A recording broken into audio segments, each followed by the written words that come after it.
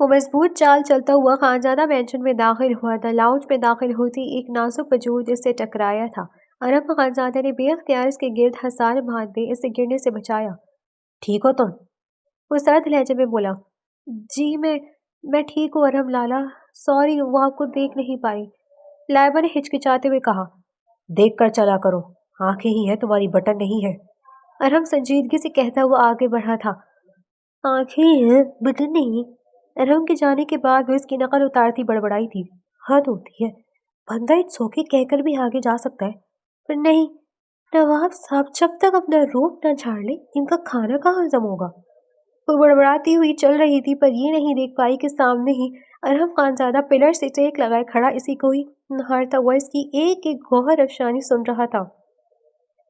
میرا کھانا تو ہضم ہو جائے گا پر اگر لائبہ محترمہ مجھے کوسے گی نہیں تو اس کا کھانا کیسے ہضم ہوگا؟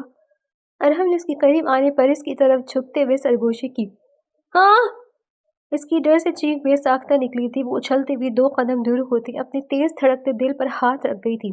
وہیں ارحم سکون سے کھڑا اس کی حرکات ملاحظہ کر رہا تھا۔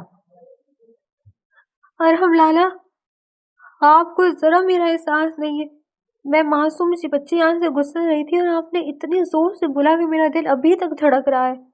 لائبہ سے گھرتی ہوئی بولی۔ اچھا، اور جو تم میرے حوالے سے مطالبات کر رہی تھی ان کا کیا؟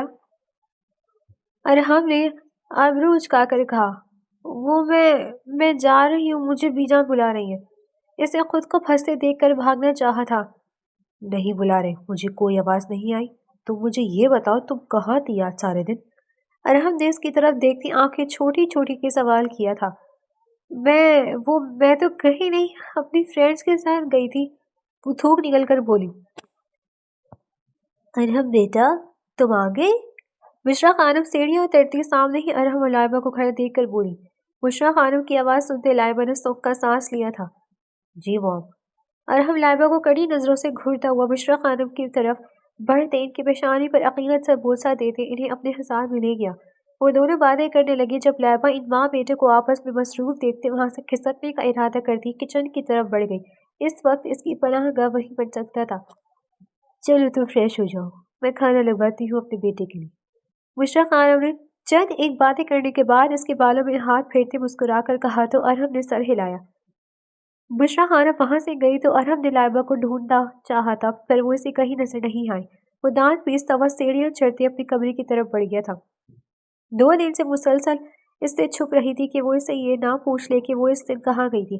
اس دن وہ ارحم کی جاسوسی کرنے کے لیے چھپتے چھپاتے اس کے پیچھے گئی تھی۔ اس سے لگ رہا تھا کہ ارحم لالا کسی لڑکی سے محبت کرتے ہیں، اس لیے ہی جب بھی گھر والے ان کی شادی کی بات کرتے ہیں تو وہ صاف انکار کر دیتے ہیں کہ انہیں ابھی ٹائم چاہیے۔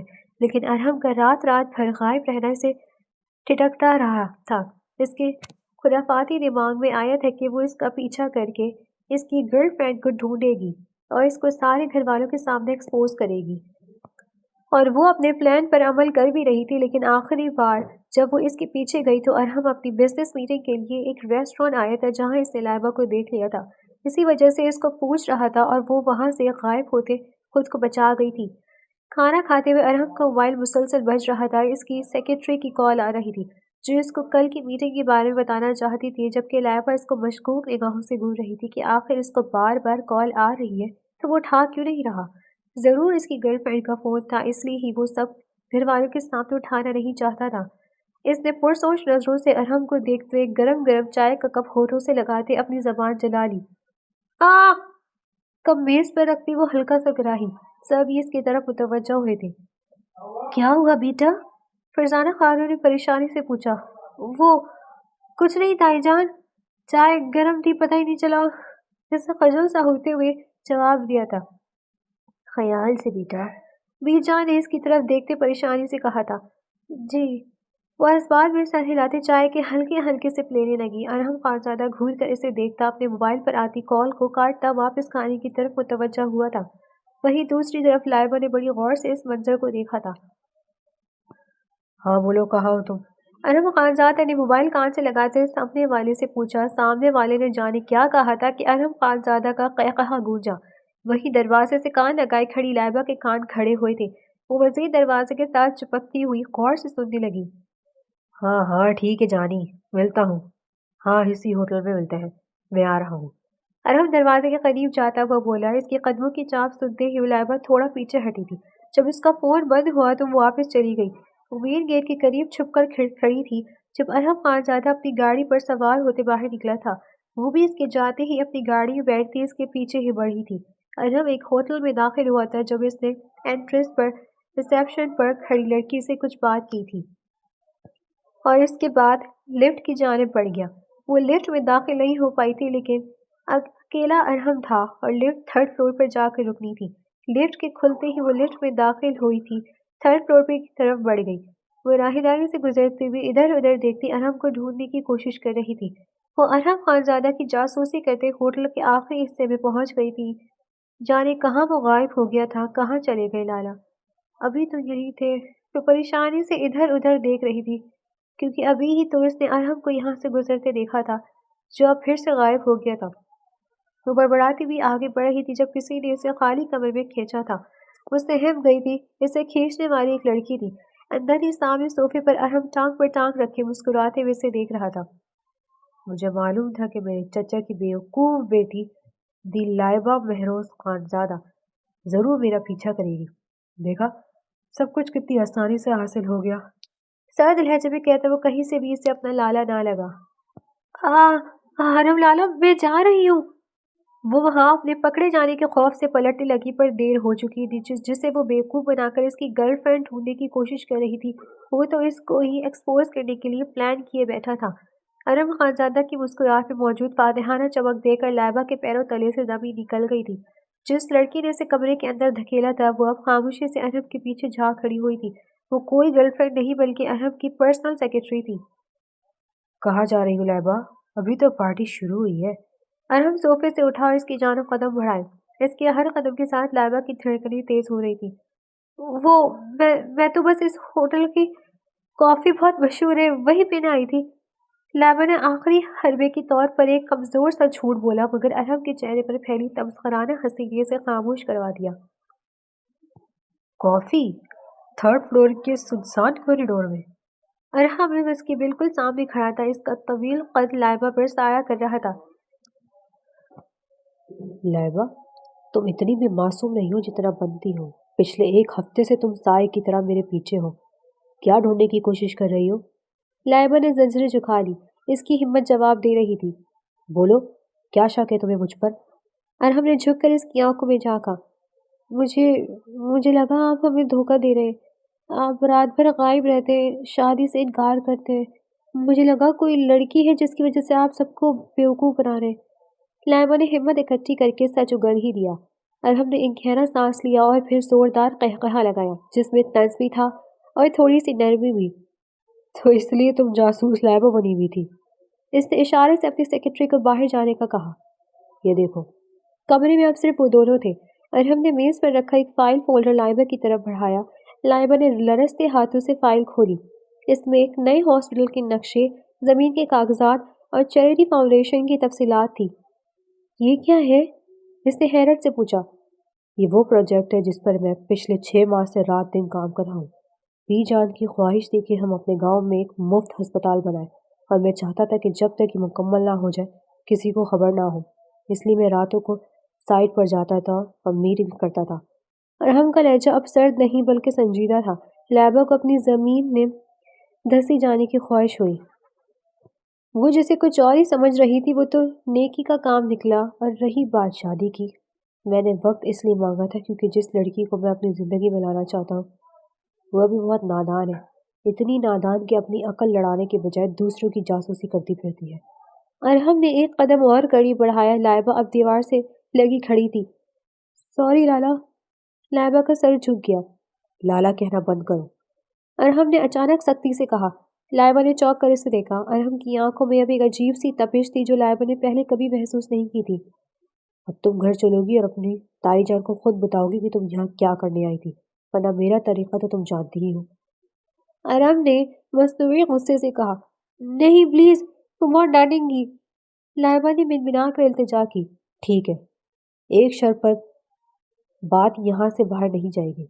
अरहम के लबों पर एक शरारती मुस्कुराहट आई। कौन सी शर्त? लाइबा ने थूक निकलते हुए कहा, अगले 1 महीने तक तुम मेरी हर बात मानोगी, बगैर किसी सवाल के। और हाँ, वो जो तुमने कहा था ना कि नवाब साहब का खाना हजम नहीं होता, रोब झाड़े बगैर, तो अब तुम्हें इस रोब की आदत डालनी होगी। इसने झुकते हुए सरगोशी की। लाइबा ने बेबसी से देखा। इसे अंदाजा हो गया कि वो इसको एक्सपोज के चक्कर में खुद एक बहुत बड़े शिकंजे में फंस गई है। मंजूर है, अरहम ने अबरू उचकाकर पूछा। लाइबा ने धीरे से सर हिलाया। चलो अब, नवाब साहब को भूख लगी है, घर जाकर खाना भी तो हजम करना है। अरहम ने गाड़ी की चाबी इसकी तरफ उछाली। वो आगे बढ़ गया, जबकि लाइबा वहीं खड़ी सोच रही थी कि यह अरहम खानजादा इतने पुरस्कार क्यों है। क्या वाकई अस्पताल ही वजह थी, या अरहम के दिल में कोई और राज भी छुपा है। होटल से घर तक का सफर लाइबा के लिए किसी सजा से कम ना था। अरहम खामोशी से गाड़ी चला रहा था, मगर इसकी खामोशी में एक ऐसी गूंज थी जो लाइबा के एहसास पर सवार हो रही थी। वो बार बार अपनी चादर के पल्लू को उंगलियों पर लपेटती और फिर खोल देती। इसे रह रहकर अरहम की वो बात याद आ रही थी कि जिस लड़की को मैं जिंदगी में लाना चाहता हूँ, फुनादा ने। क्या अरहम लाला का इशारा इसकी तरफ था, या ये भी इनका रोक झाड़ने का कोई नया तरीका था। खानजादा महचन पहुंचती अरहम ने गाड़ी पोर्च में रोकी और सर्द लहजे में मुखातिब हुआ, अंदर जाओ और सीधा अपने कमरे में नजर आओ। अगर बीजान या मोरे ने तुमसे किसी भी बात के बारे में पूछा तो कह देना नींद आ रही थी। इसने हकमिया लहजे में कहा। लैबा ने बगैर कुछ कहे सर हिलाया और तेजी से गाड़ी से निकलकर अंदर भाग गई। अरहम इसे जाते हुए देखते रहा। इसके लबों पर एक मबहम सी मुस्कुराहट आई जो पल भर में गायब हो गई। अगली सुबह लाइबा ने सोचा था कि शायद अरहम रात वाली बात भूल गया होगा, लेकिन वो खानजादा मैचन का वारिस था। भूलना इसकी फितरत में नहीं था। नाश्ते की मेज पर सब जमा थे। बीजान, बुशरा खानम, फरजाना खानम और बड़े अब्बा खुश गप्पों में मसरूफ थे। लाइबा बेटी, ये अरब के लिए चाय बना दो, आज नुसरत किचन में नहीं है। बुशरा खानम ने प्यार से कहा। मोरे, चाय तो लाइबा बनाएगी ही, लेकिन आज से मेरे ऑफिस के तमाम फाइल्स की तरतीब और मेरी डायरी मैनेज करने की जिम्मेदारी भी लाइबा की होगी। लाइबा उठने ही वाली थी कि अरहम की बार रोक आवाज गूंजी। मेज पर एक लम्हे के लिए खामोशी छा गई। लाइबा के हाथ से चम्मच छूटते छूटते बचा। लेकिन अरहम बेटा, लाइबा को इन सब कामों का क्या पता, वो तो अभी अपनी पढ़ाई। बीजान ने बीच में बोला चाह। बीजान, इसे थोड़ी जिम्मेदारी का एहसास होना चाहिए। सारा दिन फारिग रहकर इसका दिमाग गैर जरूरी कामों में चलता है। अरहम ने लाइबा की तरफ देखकर मायने ख़ैज़ी से कहा। लाइबा का चेहरा एकदम फाक हो गया। वो समझ गई थी कि ये इसकी पहली शर्त की शुरुआत है। ठीक है अरहम लाला, मैं कर दूंगी। लाइबा ने दांत पीसते हुए जवाब दिया। दोपहर के वक्त लाइबा अरहम के स्टडी रूम में खड़ी फाइलों को ठेर को देख रही थी जो अरहम ने जान पूछ कर बिखेर दिए थे। ये सब तुम्हें शाम तक तरतीब से रखना है, और याद रहे, एक भी कागज इधर से उधर हुआ तो तुम्हारी जासूसी वाली कहानी भी बीजान को कानों तक पहुंचे में देर नहीं लगेगी। अरहम कुर्सी पर दराज होते हुए बोला, आप बहुत बुरे हैं अरहम लाला, आप मुझसे बदला नहीं रहे। लाइबा ने रूहान से होकर कहा। अरहम अपनी जगह से उठा और उसके करीब आया। बदला नहीं लाइबा, सबक सिखा रहा हूँ। जब इंसान दूसरों की जिंदगी में झांकने की कोशिश करता है तो इसे अपनी जिंदगी का सुकून दांव पर लगाना पड़ता है। इस संजीदगी से बोलते इसने लाइबा के माथे पर आई एक लठ को उंगली से पीछे किया। इसका लम्स इतना अचानक था कि लाइबा का दिल एक पल को धड़कना भूल गया। आ, आप इस दिन होटल में क्या कर रहे थे? वो अस्पताल वाली बात सच थी या मुझे बेवकूफ बनाने के लिए? लाइबा ने हिम्मत करके पूछा। वो सच था लाइबा। मैं इस शहर में एक ऐसा इदारा बनाना चाहता हूँ जहाँ गरीबों का इलाज मुफ्त हो। मेरी जिंदगी सिर्फ बिजनेस और रोब नहीं है। काश तुमने मुझ पर भरोसा किया था। अरहम की आंखों में संजीदगी उतर आई। लाइबा को पहली बार अपनी गलती का शिद्दत से एहसास हुआ। वो जिसे मगरूर और अयाश समझ रही थी, वो तो इंसानियत की खिदमत के ख्वाब बन रहा था। आई एम सॉरी, इसने दबी आवाज में कहा। अरहम ने इसे देखा और कुछ देर खामोश रहा। ठीक है, माफी मिल सकती है, लेकिन शर्त अभी भी बरकरार है। अभी जाओ और मेरे लिए कॉफी बना कर लाओ। चीनी बिल्कुल नहीं होनी चाहिए, बिल्कुल मेरी तरह कड़वी। अरहम ने शरारत से कहा। लाइबा मुस्कुरा दी। पहली बार इसकी मुस्कुराहट में कोई डर नहीं था। वो जैसे ही किचन की तरफ मुड़ी, अरहम ने इसे पुकारा। लाइबा, एक बात याद रखना, खानजादा मैंशन की दीवारें बहुत ऊंची है, लेकिन मेरी नजरें इनसे भी बुलंद है। आइंदा पीछा करना ही हो तो इजाजत लेकर करना। वो इसके करीब आते झुकता हुआ बोला। लाइबा ने पीछे मुड़कर इसे जबान चढ़ाई और भाग गई। ارحم اسے جاتا دیکھ کر مسکرانے لگا۔ اسے معلوم تھا کہ لائبہ کی یہ شرارتیں ہی اسے بڑے گھر کی رونق ہے، لیکن وہ یہ بھی جانتا تھا کہ لائبہ کا پیچھا کرنا ضرور صرف ایک بچکانہ حرکت نہیں تھی، بلکہ اس کے پیچھے وہ لاشعوری محبت تھی جسے لائبہ خود بھی ابھی تک پہچان نہیں پائی تھی۔ رات کے پچھلے پہر جب پورا گھر سو رہا تھا، لائبہ اپنے کمرے کی بالکنی میں کھڑی ٹھنڈی ہوا کا لطف لے رہی تھی کہ اس کی نظر نیچے لان میں کھڑے ارحم پر پڑی۔ وہ فون پر کسی سے بہت سنجیدگی سے بات کر رہا تھا۔ نہیں، ابھی سے کچھ مت بتانا، وقت آنے پر میں خود سب کو بتا دوں گا، ابھی اس کی جان کو خطرہ ہو سکتا ہے۔ ارحم کی الفاظ لائبہ کے کان میں پڑے تو اس کے رونگٹے کھڑے ہو گئے۔ خطرہ؟ کس کی جان کو؟ اس کا دماغ پھر سے گھومنے لگا۔ کیا ارحم کسی بڑی مشکل میں تھا، یا پھر وہ ہاسپٹل والا منصوبہ اتنا سادہ نہیں تھا جتنا نظر آ رہا تھا؟ اس نے فیصلہ کیا کہ وہ اب جاسوسی نہیں کرے گی، لیکن ارحم کی حفاظت کے لیے اسے کچھ تو کرنا ہوگا۔ وہ بھی سوچ ہی رہی تھی کہ ارحم نے اچانک اوپر بالکنی کی طرف دیکھا۔ لائبہ تیزی سے پیچھے ہٹ گئی، مگر ارحم اسے دیکھ چکا تھا۔ اس نے وہیں سے اشارے سے اسے اندر جانے کو کہا۔ لائبہ کا دل تیزی سے دھڑک رہا تھا۔ وہ سمجھ گئی تھی کہ ارحم کی زندگی کے کئی پہلو ابھی بھی اس سے اوجھل ہیں، اور اس بات یہ کوئی کھیل نہیں بلکہ ایک سنجیدہ معاملہ تھا۔ اس رات لائبہ کو ایک لمحے کے لیے بھی نیند نہیں آئی۔ خطرہ؟ کس کی جان کو خطرہ؟ یہ سوال اس کے دماغ میں ہتھوڑے کی طرح بج رہا تھا۔ ارحم خانزادہ جتنا سادہ نظر آنے کی کوشش کر رہا تھا، حالات اس سے کہیں زیادہ پیچیدہ تھے۔ صبح جب وہ ناشتے کی میز پر پہنچی تو اس کے چہرے کی زردی اور آنکھوں کے گرد ہلکے سیاہ حلقے صاف بتا رہے تھے کہ وہ ساری رات جاگی ہے۔ ارحم ہمیشہ کی طرح اخبار سامنے رکھے بیٹھا تھا، مگر اس کی نظریں اخبار سے زیادہ لائبہ کے متفکر چہرے پر تھیں۔ لائبہ بیٹی، تمہاری طبیعت تو ٹھیک ہے؟ رات سوئی نہیں کیا؟ بشرا خانم نے اس کا ماتھا چھوتے ہوئے پوچھا۔ جی دائی جان، بس وہ ذرا سر میں درد تھا۔ لائبہ نے چوری چھپے ارحم کی طرف دیکھا، جس نے اخبار نیچے کر کے اسے ایک گہری اور تنبیہ نظر سے دیکھا تھا۔ اس نظر کا مطلب صاف تھا کہ خاموش رہو۔ ناشتے کے بعد جیسے ہی ارحم اپنے کمرے کی طرف بڑھا، لائبہ اس کے پیچھے لپکی۔ اس نے ارحم کو کوریڈور میں ہی روک لیا۔ ارحم لالا رکی، اس نے ہانپتے ہوئے کہا۔ ارحم رکا مگر مڑا نہیں۔ کتنی بار کہا ہے میرا پیچھا کرنا چھوڑ دو، تمہارے گھٹنے جواب دے جائے گی مگر تمہاری عادت نہیں جائے گی۔ اس کا لہجہ وہی روایتی سرد تھا، مگر اس بار اس میں ایک انجانا خوف بھی چھپا تھا۔ میں پیچھا نہیں کر رہی، میں نے رات آپ کی باتیں سنی تھی، آپ کسی سے کہہ رہے تھے کہ اس جان کو خطرہ ہے۔ لائبہ نے اس کے سامنے آ کر کھڑے ہوتے ہوئے سیدھا سوال کیا۔ ارحم کی آنکھوں میں ایک لمحے کے لیے ارتعاش پیدا ہوا، پھر وہ واپس اپنی اصلی حالت میں آ گیا۔ اس نے لائبہ کے کندھوں کو مضبوطی سے تھاما اور اسے دیوار کے ساتھ لگایا۔ لائبہ مہروز خانزادہ، یہ تمہاری گڑیوں کا کھیل نہیں ہے۔ کچھ باتیں جتنی کم معلوم ہو، انسان اتنا ہی محفوظ رہتے ہیں۔ تم صرف اتنا کرو کہ اس گھر کی حدود سے باہر قدم نہ رکھو جب تک میں نہ کہوں۔ وہ اس طرح لہجے میں بولتا لائبہ کے وجود میں سنسنی دڑا گیا۔ کیوں؟ کیا وہ ہسپتال والے پروجیکٹ کی وجہ ہے؟ کیا وہاں کے مقامی وڈیرے آپ کے خلاف ہیں؟ وہ بنا ڈرے بولی۔ لائبہ کی ذہانت اب کام کر رہی تھی۔ ارحم نے ایک گہرا سانس لیا۔ اسے معلوم تھا کہ لائبہ کو اب بہلانا نہیں جا سکتا۔ ہسپتال کی زمین جس سے میں نے خریدی ہے، اس کے دشمن نہیں چاہتے کہ وہاں فلاحی کام ہو۔ وہ لوگ مجھے نقصان پہنچانے کے لیے کسی بھی حد تک جا سکتے ہیں، اور میری سب سے بڑی کمزوری میرا خاندان ہے۔ اس نے خاندان کہتے ہوئے لائبہ کی آنکھوں میں اتنی شدت سے دیکھا کہ لائبہ کو اپنا سانس رکتا ہوا محسوس ہوا تھا۔ تو کیا آپ مجھے قید کر رہے ہیں؟ لائبہ نے دبی آواز میں پوچھا۔ میں تمہیں محفوظ کر رہا ہوں۔ ارحم نے اپنا ہاتھ اس کے کندھے سے ہٹایا اور جیب سے ایک چھوٹا سا آلہ نکال کر اس کی طرف بڑھایا۔ یہ ہمیشہ اپنے پاس رکھنا۔ یہ محض ایک انگوٹھی ہے، لیکن اس میں ایک سگنل ہے جو سیدھا میرے فون سے جڑا ہے۔ وہ انگوٹھی اس کے ہاتھ میں پہناتے ارحم نے اس کی آنکھوں میں دیکھا۔ لائبہ نے وہ خوبصورت چاندی کی انگوٹھی دیکھی جس پر ایک نیلا پتھر جڑا تھا۔ اسے پہنتے ہوئے اسے ایسا لگا جیسے وہ ارحم کی حفاظت کے حصار میں آ گئی ہے۔ 2 دن گزر گئے۔ گھر کا ماحول بظاہر پرسکون تھا، مگر ارحم کی مصروفیات بڑھ گئی تھی۔ وہ اب گھر میں کم اور فون پر زیادہ ہوتا تھا۔ ایک شام جب ارحم کسی کام سے شہر سے باہر گیا ہوا تھا، خانزادہ مینشن کے بڑے گیٹ پر ایک کالی گاڑی آ کر رکی۔ لائبہ لاؤنج میں بیٹھی کتاب پڑھ رہی تھی جب ملازم نے آ کر بتایا کہ کوئی مہمان اس سے ملنے آیا ہے۔ مجھ سے؟ اس وقت؟ لائبہ حیران ہوئی۔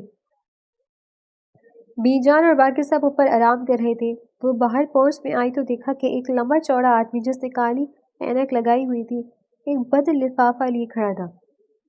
مس لائبہ، یہ ارم خانزادہ صاحب نے بھیجا ہے۔ انہوں نے کہا ہے کہ اسے ابھی کھول کر پڑھیں اور ساتھ چلیں۔ اس آدمی کی آواز مشینی اور سپاٹ تھی، وہ جیسے حکم دے رہا تھا۔ لائبہ کا دل دھک سے رہ گیا۔ ارم نے تو کہا تھا کہ گھر سے باہر نہیں جانا۔ اس نے لرزتے ہاتھوں سے لفافہ کھولا۔ اندر ارم کے ہاتھ کی لکھی ہوئی تحریر تھی کہ لائبہ، حالات اچانک بدل گئے، تم اس آدمی کے ساتھ فوراً سیف ہاؤس پہنچو، میں وہیں ملوں گا، دیر مت کرنا۔ لائبہ نے اس لائن کو پڑھتے پھر ایک بار اپنی انگوٹھی کو دیکھا۔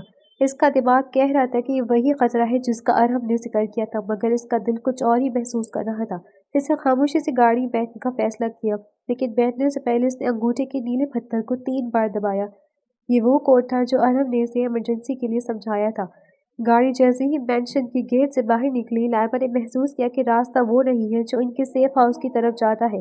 یہ راستہ تو غلط ہے، لائبہ نے گھبرا کر کہا۔ ڈرائیور نے آئینے میں سے دیکھ کر ایک شفاف مسکراہٹ دی اور اپنی اینک اتار دی۔ راستہ بالکل ٹھیک ہے محترمہ، بس منزل وہ نہیں جو آپ سمجھ رہی ہیں، وہ مکروہ مسکراہٹ کے ساتھ بولا۔ لائبہ کا خون منجمد ہو گیا۔ اس نے بھاگنے کی کوشش کی مگر دروازے لاک تھے۔ اسی وقت اس کے موبائل پر ارم کی کال آنے لگی، مگر اس سے پہلے کہ وہ اٹھاتی، اس شخص نے فون چھین کر کھڑکی سے باہر پھینک دیا۔ دوسری طرف ارم جو ایک اہم میٹنگ میں تھا، جیسے ہی اس کی گھڑی پر سرخ لائٹ جلی، وہ دیوانہ وار اٹھ کر کھڑا ہوا۔ اس کی پیشانی پر پسینہ آ گیا۔ لائبہ! اس کے حلق سے ایک چیخ نما دبی سی آواز نکلی۔ اس نے فوراً اپنے لیپ ٹاپ پر ٹریکر آن کیا۔ سگنل تیزی سے شہر کی پرانی بستی کی طرف جا رہا تھا۔ ارم نے ایک لمحہ ضائع کیے بغیر اپنی پستول اٹھائی اور گاڑی کی طرف بھاگا۔ اس کی آنکھوں میں اب وہ رحم نہیں تھا جو لائبہ کے لیے ہوتا تھا، بلکہ اب وہاں وہ درندہ جاگ چکا تھا جو اپنے وجود کے سب سے قیمتی حصے کو بچانے کے لیے کسی کا بھی لہو بہا سکتا تھا۔ اگر اسے خراش بھی آئی تو میں اس شہر کو قبرستان بنا دوں گا۔ ارم نے دانت پیستے ہوئے ایکسیلیٹر پر پیر جمایا۔ پرانی بستی کی تنگ و تاریک گلیوں میں گاڑی ایک بوسیدہ گودام کے سامنے جا کر رکی۔ لائبہ کو جب زبردستی گاڑی سے اتارا گیا تو اسے اپنے پیروں میں جان محسوس نہیں ہو رہی تھی۔ خوف کی ایک لہر اس کی ریڑھ کی ہڈی میں دوڑ رہی تھی، مگر جیسے ہی اسے اندر دھکیلا گیا، اس کی نظر سامنے کرسی پر بیٹھے شخص پہ پڑی۔ تو یہ ہے ارم خانزادہ کی وہ قیمتی جائیداد جس کے لیے وہ پورے شہر سے بیر مول لے رہا ہے۔ ایک ادھیڑ عمر شخص جس کے چہرے پر ایک گہرا زخم کا نشان تھا، سگار کا دھواں اڑتے ہوئے بولا۔ یہ ہاشم ڈوگر تھا، ارم کا وہ حریف جو ہسپتال والی زمین پر اپنا قبضہ برقرار رکھنا چاہتا تھا۔ ارم لالا تمہیں نہیں چھوڑیں گے، تمہیں اندازہ بھی نہیں کہ تم نے کس کے شہر کو چھیڑا ہے، لائبہ نے ہمت جمع کر کے بلند آواز میں کہا، حالانکہ اس کا لہجہ کانپ رہا تھا۔ ہاشم ڈوگر نے قہقہہ لگایا۔ وہ شیر اب اپنے پنجے کاٹنے پر مجبور ہو جائے گا۔ جیسے ہی وہ یہاں آئے گا اسے ان کاغذات پر سائن کرنے ہوں گے، ورنہ اس کی معصوم محبوبہ دوبارہ کبھی خانزادہ مینشن کی سیڑھیاں نہیں چڑھے گی۔ متنفر سے اسے دیکھتا وہ بولا تھا۔ اسی دوران ارم کی گاڑی گودام سے چند میٹر دور چھٹکے سے رکی۔ اس کی آنکھیں خون کی طرح سرخ ہو رہی تھی۔ اس نے اپنے گارڈز کو پیچھے رہنے کا اشارہ کیا اور خود خاموشی سے عقبی راستے سے اندر داخل ہوا۔ اس کے ہاتھ میں موجود پستول اس کے پکے ارادے کی عکاسی کر رہے تھے۔ اندر لائبہ کو ایک پلر سے باندھا جا رہا تھا۔ ہاشم ڈوگر نے جیسے اس کے قریب آ کر اس کے چہرے کو چھونے کی کوشش کی، ایک گولی کی آواز گونجی اور گودام کا وہ حصہ شیشے کے ٹکڑوں سے بھر گیا۔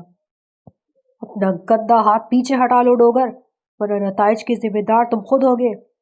ارم کی آواز کسی بھپرے ہوئے طوفان کی طرح گونجی۔ وہ سائے سے نکل کر روشنی میں آیا۔ اس کا لباس پھکرا ہوا تھا، ماتھے پر غصے کی رگیں ابھری ہوئی تھیں اور نگاہیں صرف لائبہ پر جمی تھی۔ ارم لالا! لائبہ کی آنکھوں سے بے اختیار آنسو بہہ نکلے۔ آ گئے ارم خانزادہ، مجھے معلوم تھا تم اپنی جان کی پرواہ نہیں کرو گے، پر اس لڑکی کے لیے تڑپ کر آؤ گے۔ ہاشم ڈوگر نے اپنے آدمی کو اشارہ کیا جنہوں نے فوراً ارم پر بندوقیں تانی۔ ارم نے اس کی آنکھوں میں دیکھتا بلکہ ایک قدم اور آگے بڑھایا۔ تم نے اسے چھو کر اپنی موت کو دعوت دی ہے۔ کاغذات چاہیے تھے تو مجھ سے مانگتے، اسے بیچ میں لا کر تم نے کھیل کے اصول بدل دیے ہیں۔ اور یاد رکھنا، ارم خانزادہ جب اصول بدلتا ہے تو پھر وہ اپنے سامنے والے کو بالکل نہیں دیکھتا۔ ارم نے تنبیہ کی تھی۔ زیادہ باتیں مت کرو، پستول پھینک دو ورنہ ابھی اس لڑکی کی خیر نہیں، ایک گنڈے نے لائبہ کے پیچھے کھڑے ہوتے ہوئے کہا۔ ارم کے جبڑے بھیج گئے. اس نے آہستہ سے اپنی پستول فرش پر ڈال دی مگر اس کی نظریں لائبہ کو تسلی دے رہی تھی. کچھ نہیں ہوگا لائبہ، میں آ چکا ہوں، میرا وعدہ ہے اب تمہیں کوئی نہیں چھو سکتا. لائبہ کو ڈرتے دیکھ کر ارہم نے اسے تسلی دی تھی. ہاشم ڈوگر ارہم کے قریب آیا اور اس کے منہ پر زوردار تھپڑ رسید کرنا چاہا. لائبہ چیخ اٹھی مگر ارہم کے چہرے پر ایک جاندار مسکراہٹ آئی تھی. بس اتنا ہی زور ہے؟ ارہم نے اس کا ہاتھ بیچ میں ہی روکنے تجزیہ پوچھا. ڈوگر نے دوبارہ ہاتھ اٹھایا ہی تھا کہ اچانک پورے گودام کی لائٹیں گل ہو گئی اور باہر سے پولیس کے سائرن اور فائرنگ کی آوازیں آنے لگیں. ارہم نے اندھیرے کا فائدہ اٹھاتے ہوئے تیزی سے ڈوگر کی کلائی مڑوڑی اور اسے نڈھال بنا لیا. چند ہی منٹوں میں ارہم کے ٹریڈ گارڈز اور پولیس نے پورے گودام کو گھیرے میں لے لیا. ارہم نے ڈوگر کو پولیس کے حوالے کیا اور دیوانہ وار لائبہ کی طرف لپکا. اس نے تیزی سے اس کی رسیاں کھولی اور اسے اپنے مضبوط حصار میں لے لیا. لائبہ اس کے سینے سے لگ کر پھوٹ پھوٹ کر رونے لگی. ارہم کا ہاتھ اس کے سر پر تھا. وہ اسے خود سے اتنا قریب کیے ہوئے تھا جیسے اسے دنیا سے چھپا لینا چاہتا ہو. میں آ گیا ہوں لائبہ، اب کوئی تمہیں ہاتھ نہیں لگائے گا. آئی ایم سوری، میری وجہ سے تمہیں یہ سب دیکھنا پڑا. اس کے بال چلاتے ہوئے بولا. لائبہ نے ہچکیاں لیتے ہوئے ارہم کی قمیض کی مٹھیوں میں جکڑ لیا. مجھے لگا اب کبھی واپس نہیں جا پاؤں گی، وہ ہچکیوں کے ساتھ بولی تھی. میں اتنی آسانی سے تمہیں کسی کے حوالے نہیں کرنے والا، اور اب تو تم نے میری انگوٹھی بھی پہن لی ہے، اب تو تم باقاعدہ میری پناہ میں ہو. ارہم نے اسے خود سے تھوڑا دور کیا اور اس کے آنسو پوچھتے ہوئے انتہائی نرمی سے کہا. گھر واپسی کے سفر میں لائبہ گاڑی میں ارہم کے کندھے پر سر رکھ کر سو گئی تھی. ارہم اسے دیکھ کر سوچ رہا تھا کہ اس لڑکی کی معصومیت نے اس کے پتھر دل کو کیسے پگھلا دیا تھا. اس نے عہد کیا تھا کہ اب وہ اس پر حق حاصل کرے گا جو اسے ہمیشہ کے لیے اس کا بنا دے. خانزادہ مینشن پہنچ کر جب ارہم اسے اپنی باہوں میں اٹھا کر اندر لے آئے تو بی جان بشریٰ خانم کی حیرت اور پریشانی کی انتہا نہ رہی، مگر ارہم کی آنکھوں کے عزم نے سب کو خاموش کر دیا تھا. آج کے بعد لائبہ کے بارے میں کوئی فیصلہ ہوگا تو وہ صرف میں کروں گا، ارہم نے دو ٹوک لہجے میں کہا اور اسے اس کے کمرے میں لے گیا. اس واقعے کے بعد خانزادہ مینشن کی فضا بدل گئی تھی. لائبہ 2 دن تک صدمے کی وجہ سے اپنے کمرے سے باہر نہیں نکلی، لیکن اس کے کمرے کے باہر ارہم کا پہرا ہر وقت موجود رہتا. بی جان اور بشریٰ خانم ارہم کے بدلے ہوئے تیور دیکھ کر حیران بھی تھی اور کسی حد تک حقیقت کو سمجھ بھی رہی تھی. تیسرے دن کی شام لائبہ بالکنی میں بیٹھی غروب آفتاب دیکھ رہی تھی جب ارہم دستک دیے بغیر اندر داخل ہوا. اس کے ہاتھ میں کافی کے 2 مگ تھے. کافی کڑوی ہے، بالکل میری طرح. ارہم نے پرانی بات دہرائی تو لائبہ کے مرجھائے ہوئے لبوں پر ایک چھوٹی سی مسکان رنگ گئی. شکریہ، لائبہ نے مگ پکڑتے ہوئے دھیمے لہجے میں کہا. ارہم اس کے برابر کرسی پر بیٹھ گیا اور کچھ دیر خاموشی سے اسے دیکھتا رہا. اب کیسا محسوس کر رہی ہوں؟ اس نے نرمی سے پوچھا. خوف ابھی بھی پوری طرح نہیں نکلا ارہم لالا، پر جب آپ پاس ہوتے ہیں تو لگتا ہے کوئی میرا کچھ نہیں بگاڑ پائے گا، لائبہ نے نظریں جھکا کر کہا. اس دن کے بعد سے لائبہ کے دل میں عجیب سی ہلچل تھی. وہ ارہم کے لیے اپنے جذبات سمجھ نہیں پا رہی تھی. ارہم نے کافی کا مگ میز پر رکھا اور لائبہ کے قریب ہوتے ہوئے اس کا ہاتھ تھام لیا. وہی انگوٹھی ابھی بھی اس کی انگلی میں چمک رہی تھی. لائبہ، اس دن میں نے تم سے ایک شرط مانی تھی، یاد ہے کہ تم میری ہر بات مانو گی؟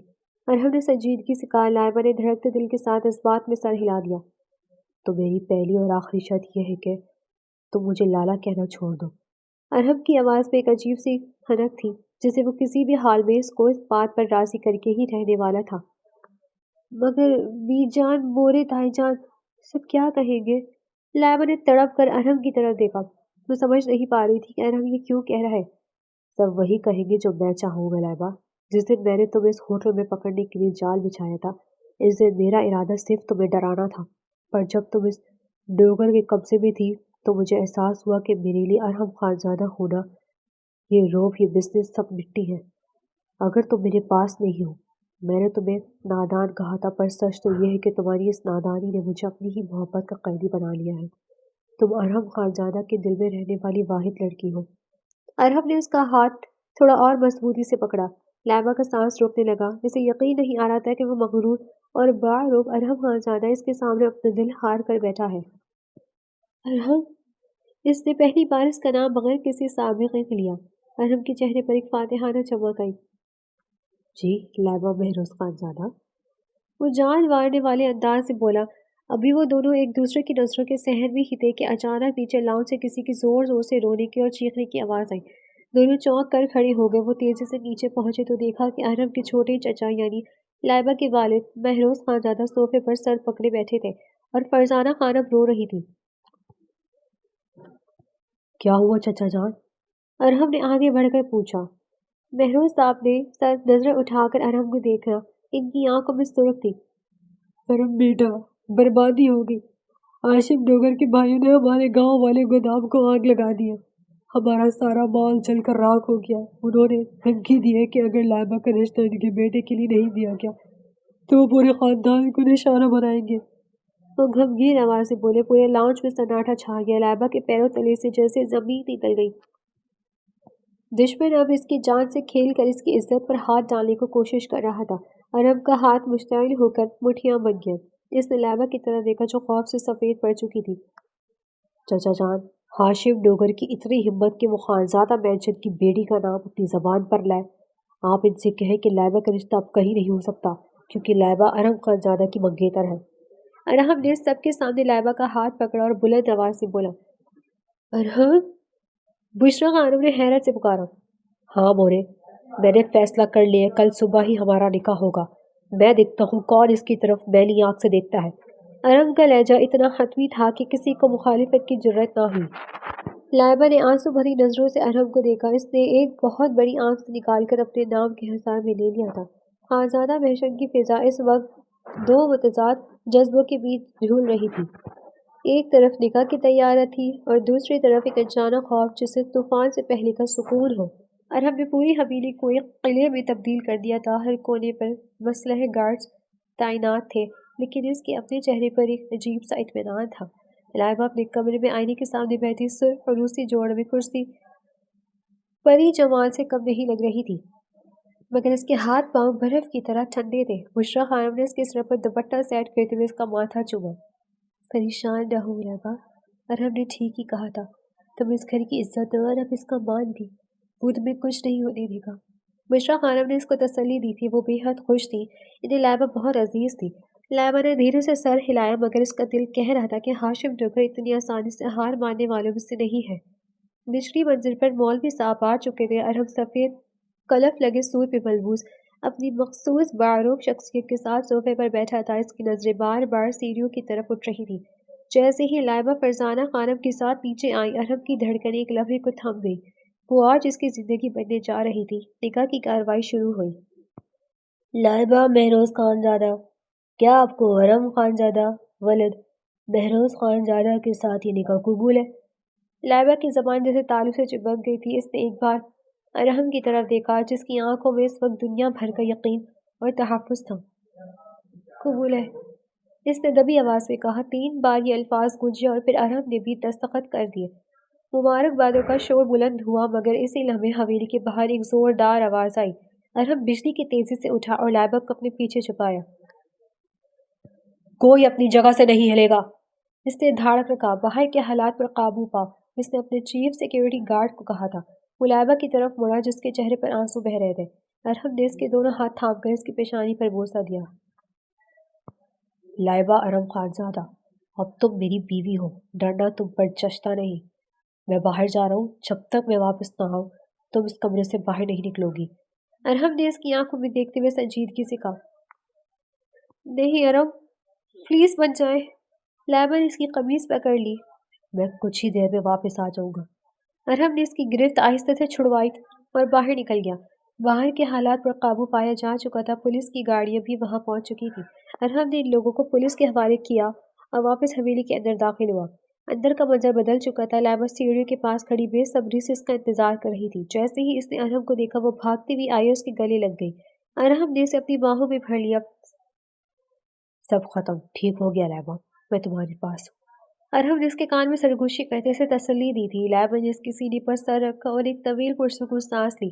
اسے احساس ہوا کہ وہ جسے نواب صاحب کا روب کہتی تھی دراصل وہی روب اس کی سب سے بڑی ڈھال تھا۔ ارہم، لائبہ نے شرما کر اسے پکارا۔ جی بیگم صاحبہ۔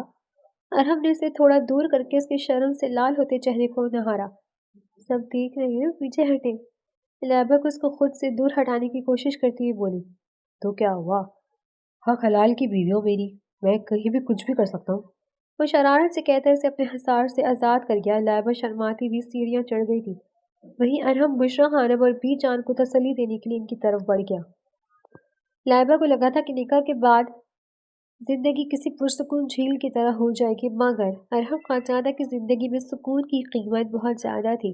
شادی کی پہلی رات جب پورا گھر تھکن سے چور سا ہو رہا تھا، لائبہ کی آنکھ ارحم کی غیر موجودگی سے کھلی۔ کمرہ خالی تھا اور بالکنی کا دروازہ کھلا ہوا تھا۔ لائبہ اٹھ کر باہر آئی تو دیکھا ارحم ایک فائل ہاتھ میں پکڑے سگریٹ کے گہرے کش لے رہا تھا۔ اس کی پیشانی پر غصے کی لہریں واضح تھیں۔ ارحم، آپ سوئے نہیں؟ لائبہ نے اس کے کندھے پر ہاتھ رکھا۔ ارحم نے فوراً فائل بند کر کے پیچھے چھپائی، مگر لائبہ نے اس میں ایک تصویر دیکھ لی تھی۔ وہ تصویر اس کے اپنے والد مہروز خانزادہ کی تھی۔ کچھ نہیں لائبہ، بس آفس کا کام تھا، تم جا کر سو جاؤ۔ ارحم کا لہجہ پھر سے وہی سرد ہو گیا تو تھا جو نکاح سے پہلے ہوا کرتا تھا۔ لائبہ کا شک ایک بار پھر جاگ اٹھا۔ آپ جھوٹ بول رہے ہیں، اس فائل میں بابا کی تصویر کیا کر رہی ہے؟ کیا یہ دشمنی صرف ہسپتال کی زمین کی تھی یا کچھ اور ہے جو آپ مجھ سے چھپا رہے ہیں؟ لائبہ کنفیوز تھی، سوال پر سوال پوچھ رہی تھی۔ ارحم خاموش رہا۔ اس کی خاموشی لائبہ کے اندر وسوسوں کے جال بن رہی تھی۔ وہ اسے بنا کچھ بھی بتائے اسے اپنے ساتھ ایک کمرے میں آ گیا۔ اگلی صبح ارحم ناشتہ کیے بغیر ہی آفس نکل گیا۔ لائبہ نے موقع پاتے ہی ارحم کے اسٹڈی روم کا رخ کیا۔ اسے معلوم تھا کہ وہ فائل وہیں کہیں ہوگی۔ دروازوں کی چھان بین کے دوران اس کے ہاتھ ایک پرانی زرد پڑ چکی تھی ڈائری لگی۔ ڈائری کھولتے ہی لائبہ کے پیروں تلے سے زمین نکل گئی۔ اس میں ارحم کے والد کی تحریر تھی۔ آج مہروز نے وہ کیا جو میں نے کبھی سوچا بھی نہ تھا۔ اسے جائیداد کے چند ٹکڑوں کے لیے ہاشم ڈوگر کے ساتھ ہاتھ ملا لیا۔ اگر مجھے کچھ ہوا تو ارحم کو یہ سچ بتانا ہوگا۔ اس کا اپنا چچا اس کے باپ کا دشمن ہے۔ اس تحریر کو کانپتے ہاتھوں سے لکھا گیا تھا، جس کو پڑھتے ہی لائبہ کے ہاتھ کانپنے لگے۔ اس کے ہاتھ سے ڈائری چھوٹ گئی تھی۔ اس کا مطلب تھا کہ جس باپ کے لیے وہ تڑپ رہی تھی وہ ارحم کے والد کی موت کا ذمہ دار تھا، اور ارحم یہ سب جانتے ہوئے بھی اس سے نکاح کر چکا تھا۔ مل گیا جواب؟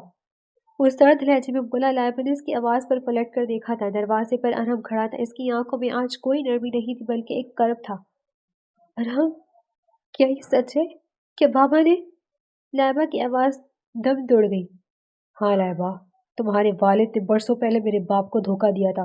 ہاشم ڈوگر کا سارا نیٹ ورک تمہارے والد کی شہرت پر چل رہا تھا۔ جس دن تم میرا پیچھا کر رہی تھی، میں دراصل تمہارے والد اور ڈوگر کی ملاقات کے ثبوت اکٹھے کر رہا تھا۔ ارحم سنجیدگی سے بولا۔ آہستہ آہستہ اس کی طرف بڑھا۔ تو پھر آپ نے مجھ سے نکاح کیوں کیا؟ بدلہ لینے کے لیے؟ اس نے پھنسی پھنسی آواز میں کہا۔ وہ صدمے سے کرسی پر گری۔ ارحم نے جھک کر اس کا چہرہ اپنے ہاتھوں کے پیالوں میں لے لیا۔ نہیں، بدلہ لینا ہوتا تو میں انہیں پولیس کے حوالے کر دیتا۔ میں نے تم سے نکاح اس لیے کیا تاکہ تمہارے والد کو مجبور کر سکوں کہ وہ اپنی دشمنی ختم کر دے، کیونکہ اگر میں ان پر ہاتھ اٹھاتا تو یہ میری تربیت پر آتا اور تم مجھ سے نفرت کرتی، اور میں تمہیں کھونا نہیں چاہتا تھا۔ ارحم نے مدھم سی مسکراہٹ کے ساتھ کہا۔ لائبہ نے ارحم کی آنکھوں میں دیکھا جہاں محبت اور انتقام کی جنگ جاری تھی۔ ارحم نے اسے بچانے کے لیے اس کے مجرم باپ کو بھی پناہ دی تھی۔ اسی لمحے نیچے سے آوازیں آئی تھیں۔ لائبہ اور ارحم تیزی سے نیچے بھاگے۔ لاؤنج میں مہروز صاحب چیخ چیخ کر اپنا سچ بیان کر رہے تھے۔ ارحم، میں نے اسے ختم کر دیا۔ یہ مجھے بلیک میل کر رہا تھا کہ وہ لائبہ کو سب بتا دے گا۔ اب کوئی ثبوت نہیں بچا۔